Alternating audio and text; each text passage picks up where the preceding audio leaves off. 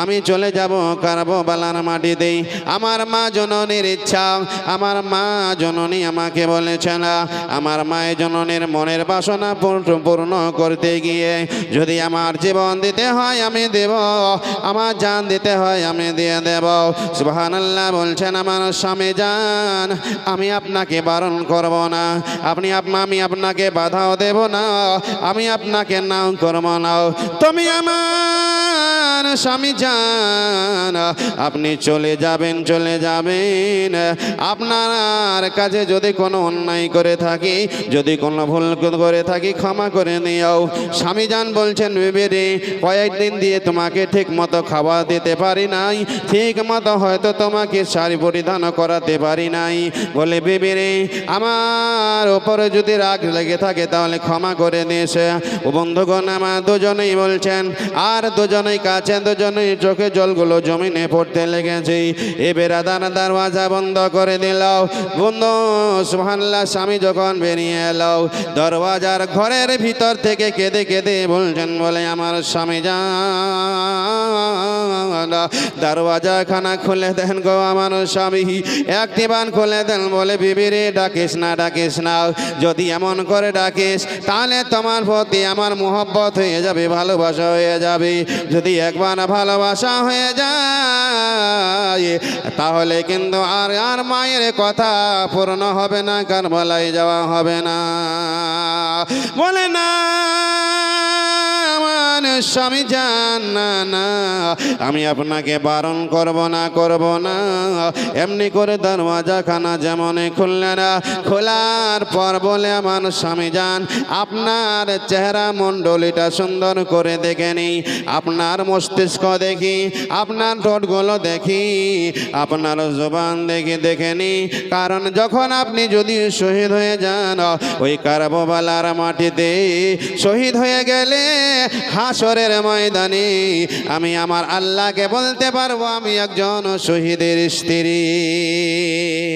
কেমন ছিলেন তিনাদের স্ত্রী?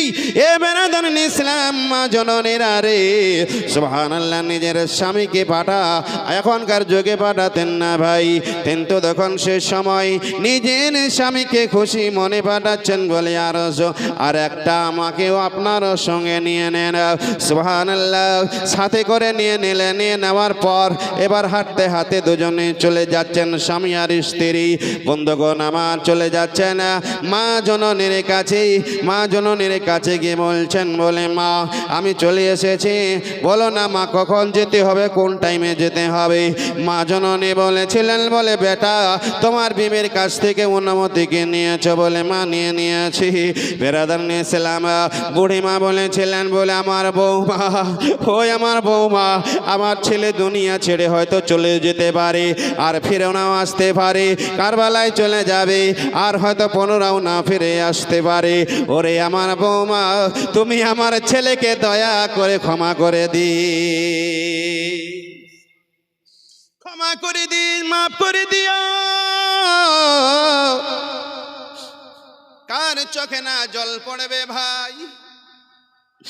এমনি করে তিনজনেই কাঁদেছেন বেরাদার, তিনজন মিলে এক পা দু পা করতে নেই আমার নবী পাক আমার ইমামে হুসেন রাদিয়াল্লাহু তাআলা দরবাজায় এসে হাজির হয়ে গেল।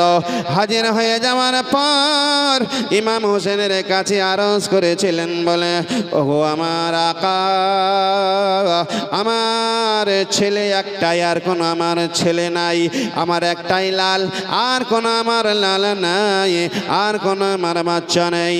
আমি এসেছি আপনার কাছে, আমার কথা দয়া করে শুনুন ওগো আকা, ওগো হোসেন, আমার ছেলেটিকে আমি কারবালার ময়দানে পাঠাবো, ওখানে গিয়ে যদি শহীদ হয়ে যায় হুজুর ওগো আকা, আমি কালকা আপনার সুবহানাল্লাহ কিয়ামতের ময়দানে আমি শহীদের মা হিসাবে আপনার মহব্বতে দাঁড়াতে পারবো।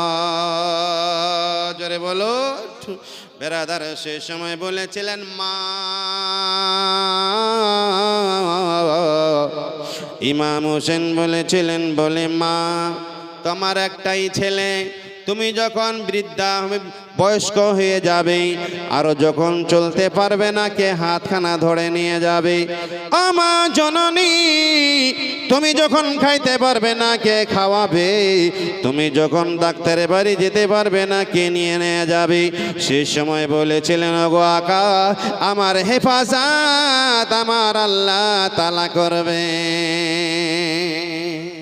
কত সুন্দর এনসার উত্তর দিয়েছিলেন বাবা। আল্লাহুস সামাদ বিহামদিহি। বলে মা এখনো সময় আছে, চলে যাও। আরে মায়ের দোয়া খোদার দরবারে কারেন্টের চাইতেও বেশি আগে কবুল হয়। বেরাদারান ইসলাম,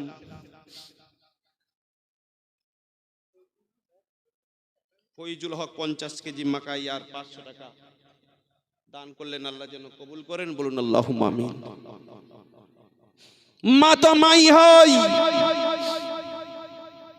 আর আমি আপনাদের মাঝে বেরাদারান ইসলাম কারবালার মাটিতে যাবেন, জড়িয়ে বলছেন, বলে মা সময় আছে, রিটার্ন হয়ে যাও, মা সময় আছে, ফিরে যাও। বলে হুজুর দয়া করে আমার সাদকা কবুল করে নিন। ইমামে হুসেইন রাদিয়াল্লাহু তাআলা যখন দেখছেন না আর মানছেন না, বলে ঠিক আছে। আসলেন,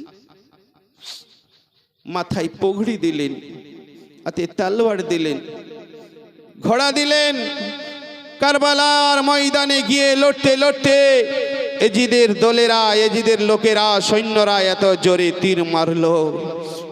ব্রাদারান ইসলাম, আব্দুল্লাহ ওয়াহাব বিন কালবি ছেলেটার নাম, জমিনে পড়ে মারা গেল। ঘোড়ার পৃষ্ঠতে তুলে মায়ের সামনে এসে ফেলে দিল। ইমাম হোসেন বলেছিলেন, বলে মা, আমি বলেছিলাম তোমার ছেলেকে তুমি নিয়ে চলে যাও, তোমার আর কোনো ছেলে নেই, আর কোনোদিন তুমি মা মা ডাকটা শুনতে পাবে না। মা, তোমার ছেলে আর কোনোদিন তোমার কাছে দৌড়াতে আসবে না। উনি বলেছিলেন, আকা, আল্লাহর লাখ লাখ শুকরিয়া, আমার মিন্নতকে পূর্ণ করেছেন। জোরে বলো, আল্লাহ মিন্নতকে পূর্ণ করেছেন। সুন্দর করে মাটি দিলেন, চুম্বন খেলে বলে, বেটা যা, আল্লাহ আমার মিন্নত পূর্ণ করেছেন। তাহলে আমি বলতে চাই, আব্দুল্লাহ ওয়াহাব বিন কালবি একাই একজন মায়ের সন্তান ছিলেন। মা জননীর ওয়াদাকে পূর্ণ করার জন্য, মা জননীর অন্তরকে খুশি করার জন্য, মা জননীর অন্তরকে নেওয়ার জন্য বেরাদারান ইসলাম সুবহানাল্লাহ নিজের ছেলেকে কারবালার মাটিতে কুরবানি করে দিলেন। আজকে বেরাদারান ইসলাম ওই মায়ের জন্য, বন্ধুগণ আমার, বেরাদারান ইসলাম 3000 টাকা দুজন ভাই দিয়ে দিয়েছেন, সুবহানাল্লাহ। আর একজন 2000 টাকায় মাদ্রাসার জন্য হবে। 5 ব্যাগ সিমেন্ট, 2000 টাকা। আছে কেউ দেওয়ার মতো কোনো মা? যদি পারো মায়ের নামে, সুবহানাল্লাহ। বেরাদারান ইসলাম, শুধুমাত্র বন্ধুগণ আমার, আপনাদের কাছে আবেদন, 2000 টাকা একটা লোক উঠে আসো। পারবেন দিতে? 2000 টাকা দিতে পারবে? যদি পারেন তো সামনে এনে দেন, আমি দোয়া করব মহান আল্লাহ তাবারক ওয়া তাআলার দরবারে, ইনশাআল্লাহ রাব্বুল আলামিন খোদার দরবারে যদি কবুল হয়, ইনশাআল্লাহ মা জননী আপনার কবরে চিরসুখী হয়ে যাবেন ইনশাআল্লাহ তাবারক ওয়া তাআলা। কেউ কাটবে ঝানের বাস, কেউ বা বলবে সর্বনাশ, কেউ কানবে ঝানের বাস, কেউ বা বলবে সর্বনাশ, কেউ বা আবার করবে গরম পানি গো জননী, যেদিন ছেড়ে যাব আমি। 3000 নয়, 2000 টাকা মায়ের জন্য একজন উঠে আসে, আমি দোয়া করবো ইনশাআল্লাহ। কেউ কাটবে ঝাড়ের বাস, কেউ বা বলবে সর্বনাশ, কেউ বা আবার করবে গরম পানি গজননী যেদিন ছেড়ে যাব আমি যেদিন ছেড়ে যাব আমি গজননী যেদিন ছেড়ে যাব আমি যেদিনই আমি থাকব না মা বলে আর ডাকব না আমার জন্য মা দোয়া করো তুমি যেদিনই আমি থাকব না মা বলে আর ডাকব না আমার জন্য মা কান্দ না তুমি যেদিনই আমি থাকব না মা বলে আর ডাকব না যেদিনই আমি থাকব না মা বলে আর ডাকব না আমার জন্য দোয়া করে দিও গো জননী আমার জন্য দোয়া করো তুমি যেদিন আমি ছেড়ে যাব গো জননী যেদিন আমি ছেড়ে যাব আমি জোরে বলো তো মা দোয়া করলে খোদার দরবারে কবুল হয় বেরাদার ইসলাম আম্বা জানেরাও শুনেন সন্তানেরাও ওই আমার মা খালারাও শুনে যান রাতের বেলাও আমি আপনাদের বোঝানোর জন্য বলছি বাবা সুবহানাল্লাহ বেরাদার সুবহানাল্লাহ হযরতে আব্দুল্লাহ ইবনে ওমর থেকে হয়তো হাদিস খানা বর্ণিত আছে তিনজন মানুষ সফর করছিলেন সফর তিনজন মানুষ সফর বুঝেন তো সফর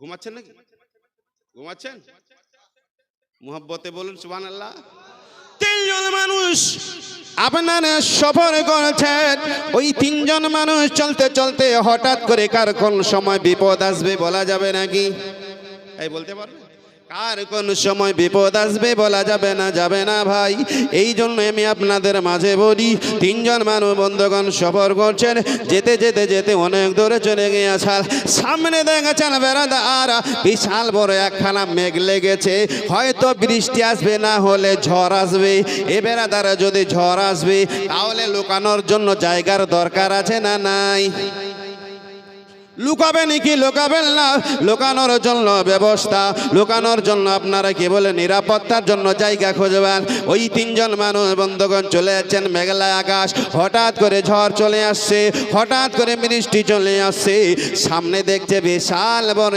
একখানা পাহাড় ওই পাহাড়ের নিচে বিশাল বড় একখানা গর্ত বিশাল বড় একখানা গর্ত উনি বলছেন চলো না ওই গর্তের নিচে চলে যাই ওখানে গেলে হয়তো আমরা আশ্রয় পাবো আমরা হয়তো বেঁচে যাব এটা ওর ধারণা বাবা কিন্তু যদি বিপদ আসে বন্ধুগণ আমার কেউ আটকাতে পারবে না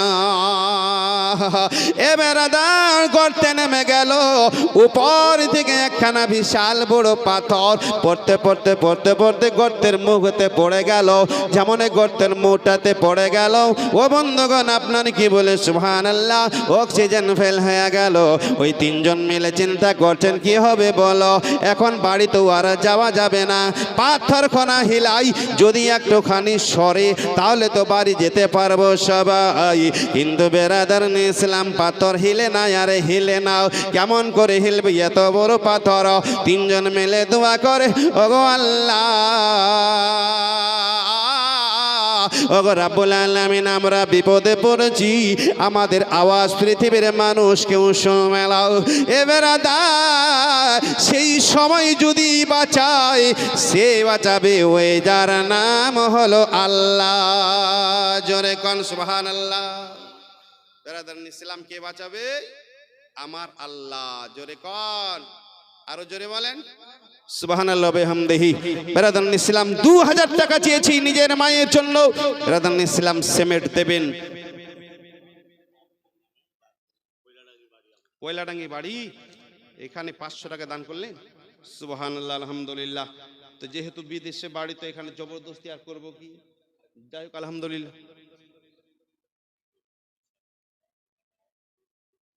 20,000 টাকা। ও আচ্ছা আচ্ছা, বাবুজি বলছেন যে দিতাম, তো সুবহানাল্লাহ 500 টাকা উনি দিলেন।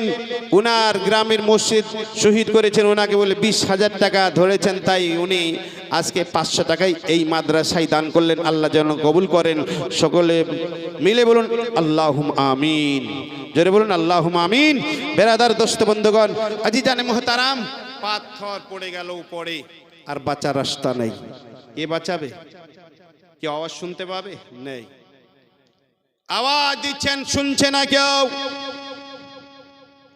তিনজন মিলে পরামর্শ করছেন, যদি ভালো কাজ করো আল্লাহকে বলো, আল্লাহর যদি দয়া হয়, আল্লাহর যদি মায়া হয়, তাহলে হয়তো আমাদেরকে বিপদ থেকে উদ্ধার করবেন। জোরে বলেন, আল্লাহ বিপদ থেকে উদ্ধার করবেন।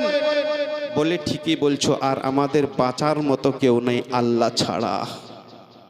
তিনজন বলছেন, আমি যখন বাড়ি ছিলাম, আমি যখন বাড়ি ছিলাম, আমি বাড়ি থাকার সময় আমার মা ছিল বৃদ্ধা, আমার মা চলতে পারে না, আমার মা ঠিক মতো খাইতে পারত না, আমি খাইয়ে দিতাম, আমি সুন্দর করে হাত ধরে নিয়ে যেতাম। একদিন হঠাৎ করে আমার মা জননী আমার কাছে চেয়েছিল, বলে বেটা 1 গ্লাস দুধ দিয়ে দাও আমারে, 1 গ্লাস দুধ দাও। বন্ধুগণ আমার, রাত্রি বেলাতে যখন বলেছি 1 গ্লাস দুধ দাও, বন্ধুগণ আমার সাথে সাথে চলে গিয়েছিল দুধ নেওয়ার জন্য। দুধটা নিতে গিয়ে দেরি হয়ে যায়, পিনেরায় ফিরে আসেন। মা জননী দেখছেন কি বিছানায় ঘুমিয়ে গিয়েছিল। যেমন বিছানায় ঘুমিয়ে গিয়েছেন, ওই পানির আপনার গেলাস, দুধের গেলাস নেই, দরওয়াজায় নয়, ওই মাথার পাশে দাঁড়িয়ে রয়েছে, মাথার পাশে দাঁড়িয়ে আছে। সুবহানাল্লাহ, 1 ঘন্টা নয়, 2 ঘন্টা নয়, 3 ঘন্টা নয়, এমনি করে বেরাদান ইসলাম অনেক দেরি হয়ে গেল। এমনি ভাবে দাঁড়িয়ে আছেন। স্ত্রী বলছেন, বলে স্বামী শুয়ে যান। নারায়ে তাকবীর, নারায়ে রিসালাত, সুবহানাল্লাহ। আল্লামা মাওলানা নজরুল ইসলাম সাহেব, নারায়ে তাকবীর, নারায়ে রিসালাত। ইয়া রাসূলুল্লাহ সাল্লাল্লাহু। কে দিল? একটা চেয়ার দেন। চেয়ার আছে? সুবহানাল্লাহ, এখানে চেয়ার আছে, হযরতকে দিয়ে দেন। বেরাদার, তো একটা লোক মায়ের জন্য ইনশাআল্লাহ হবে না 2000 টাকা? আমি দোয়া করে দেব খোদার দরবারে, মহান আল্লাহ তাআলার কাছে। এ বেরাদার ইসলাম, সুবহানাল্লাহ, ও পানির গিলাস, আপনার দুধের গিলাস নিয়ে মায়ের মাথার পাশে দাঁড়িয়ে আছেন। বন্ধুগণ, আমরা হলে শুয়ে যেতাম, আপনারা হলে শুয়ে যেতেন। 1 ঘন্টা নয়, 2 ঘন্টা নয়, ফজরের আজান হওয়া ভাব, সেই সময় মায়ের চোখ খুলে গেল। জোরে বলেন, মায়ের চোখ খুলে গেল। সামনে দেখছেন যে ছেলে দাঁড়িয়ে আছে, চোখ দুটা লাল হয়ে গেছে, পা দুটা ফুলে গেছে। মা চোখে জল ছেড়ে বলেছিলেন, বেটা কতক্ষণ ধরে তুমি আমার মাথার পাশে দুধের গ্লাস নিয়ে দাঁড়িয়ে আছো? বলেছিলেন, মা যেই সময় আপনি দুধের গ্লাস আমার কাছে চেয়েছিলেন, সেই সময় থেকে নিয়ে এই পর্যন্ত তোমার মাথার পাশে দাঁড়িয়ে আছি। জোরে বলুন আল্লাহু আকবার। বন্ধুগণ, আজকে ফজরে আজান হয়, আমরা আমাদের চোখ খুলে না ভাই, আরাম করে ঘুমাই। কেমন করে ঘুমাও তোমরা, কেমন করে ঘুমাও তোমরা, ফজর করে কাজা, এমন তো হতে পারে ওই জোহরে জানাজা। গ্যারেন্টি নাই ভাই, ফজর পড়েছি তো জোহর পড়তে পারবো কি পারবো না। তাই সুবহানাল্লাহ, বেরাদান ইসলাম, মা দোয়া করছেন, আল্লাহ আমার ছেলেটি যখন বিপদে পড়বে, আল্লাহ তুমি উদ্ধার করে দিও। দোয়া করলেন, মায়ের দোয়া খোদার দরবারে কবুল হয়ে গেল। বেরাদান ইসলাম, সুবহানাল্লাহ, তখন ওই যখন বিপদে পড়েছে গর্তের ভিতরে, খোদার দরবারে আরজ করেন, আল্লাহ আমার মায়ের খিদমত করাটা যদি তোমাকে রাজি করার জন্য হয়, আমার মায়ের সেবা করা যদি তোমাকে রাজি করার জন্য হয়, এ পরওয়ারদিগার আজকে পাথরখানা দয়া করে সরিয়ে দাও। মায়ের ওয়াস্তা দিতে দেরি, খোদার হুকুমে পাথরখানা সরতে দেরি নয়। জোরে বলেন। তাহলে মায়ের ওয়াস্তা দিয়ে বেরাদান ইসলাম খোদার কাছে আরজ করছেন তো সরে গেল। ওই মায়ের জন্য আর একটা লোক 2000 টাকা দিতে পারবে?